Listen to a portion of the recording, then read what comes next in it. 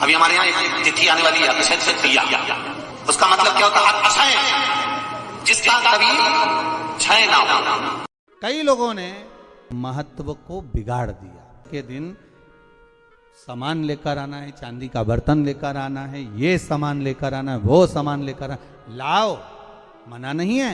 हिंदू धर्म में ये रीति रही है, कोई सामग्री खरीदी जाती है, पीतल की, तांबे की, कोई वस्तु हम खरीदते हैं। पर आज का समय का जो फैशन बढ़ता गया तो कहा साहब चांदी के बर्तन खरीदना जरूरी है, चांदी का सामान खरीदना जरूरी है, सोने का पात्र, सोने की वस्तु खरीदना जरूरी है, ये सामग्री खरीदना। तो यहाँ शास्त्र नहीं कह रहा कि महाराज इतने महंगे महंगे पदार्थ खरीदो और घर में कर्जा कर लो। शास्त्र तो यह कहता है कि पूजन करना है आपको, अगर आप एक सामग्री भी लेकर आ रहे हैं तो उसमें आपका भाव जुड़ा होना चाहिए, कर्जा नहीं जुड़ा होना चाहिए। अक्षय तृतीया, उसका मतलब क्या होता है? अक्षय, जिसका कभी क्षय ना हो। जब हम भगवान शंकर को चावल का दाना चढ़ाते हैं, जैसे बहुत ध्यान दीजिएगा महाराज, बहुत समझने वाली बात है, बहुत ध्यान है। चावल का दाना हमारे मस्तक पर तिलक करने के बाद पंडित जी क्यों लगाते हैं कि भगवान जैसा समय आज चल रहा है, आप पूजन कर रहे हो, पाठ कर रहे हो, दान कर रहे हो, पुण्य कर रहे हो, सत्कर्म कर रहे हो, भजन कर रहे हो, मेरा देव अधिदेव महादेव, मेरा नारायण, मेरा सत्यनारायण भगवान, मेरा राम जी, मेरा विष्णु जी, मेरा भागवत मैया, मेरी रामायण मैया। ब्राह्मण मस्तक पर तिलक लगाने के बाद चावल इसलिए लगाता है कि जैसा समय आज चल रहा है, भगवान तुमको ऐसा ही समय बनाकर रखे और तुम ऐसे ही चार चांद लगाते रहो, दान पुण्य संकीर्तन करते रहो, इसलिए मस्तक पर चावल का दाना लगाया है।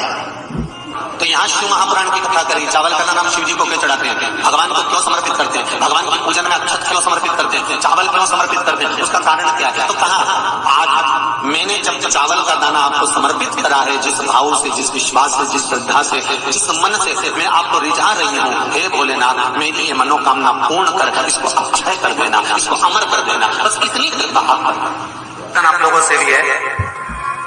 अमावस्या आ रही है, पूर्णिमा आ रही है, नवमी आ रही है, बैसाख की तीज आ रही है, अक्षय तृतीया।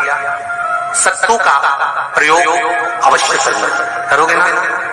उसका दान अवश्य करना, कोई आए उसको थोड़ा सा सत्तू अवश्य खिलाना।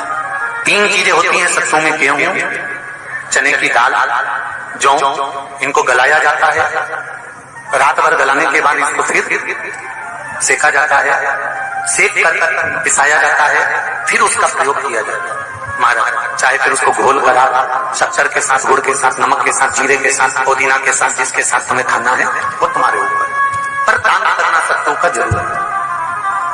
एक चुटकी मात्र भी अगर सत्तू आपने दान किया है बैसाख महीने में, उसका फल जरूर मिलेगा, जरूर करना।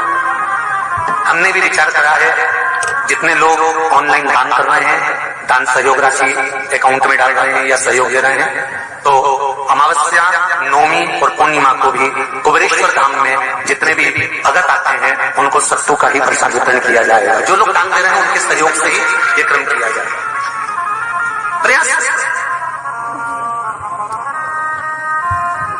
शिव उपासना, शंकर का भजन महाराज।